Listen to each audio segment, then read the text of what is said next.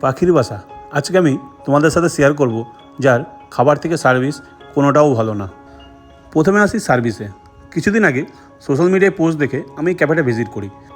ফার্স্টে এক glass lassi order করি। স্টাফটা ফ্রিজে দই দেখে কুককে গিয়ে বললো, কুক ভেতর থেকে উত্তর দিল লস্যি হবে না। এই যে মেনু কার্ডগুলো দেখতে পাচ্ছ, মেনু কার্ডের অর্ধেকের বেশি খাবার এখানে অ্যাভেলেবেল নাই। ওরা বললো তন্দুর হয়ে যাবে দাদা শুধু। সেই দেখে আমি তন্দুর হাফ প্লেট তন্দুর অর্ডার দিলাম। তারপরেও ভেতর থেকে কুকের অর্ডার আসলো যে তন্দুরও হবে না। হতাশ হয়ে উল্টে ওদেরকে জিজ্ঞাসা করলাম কী অ্যাভেলেবেল হবে দাদা বলেন। সেখান থেকে রোল, ললিপপ ও একটা পকোড়া আর একটা কফি অর্ডার দিয়েছিলাম। কফিটার চেহারা দেখতেই পাচ্ছেন, এক চুমুক দিয়ে কফিটার খেতে পারিনি, সাইডে রেখে দিই। তারপর টেস্ট করলাম এগ চিকেন রোল। ভেতরে চিকেনের পরিমাণ খুবই কম, টেস্ট একদম বিলো অ্যাভারেজ।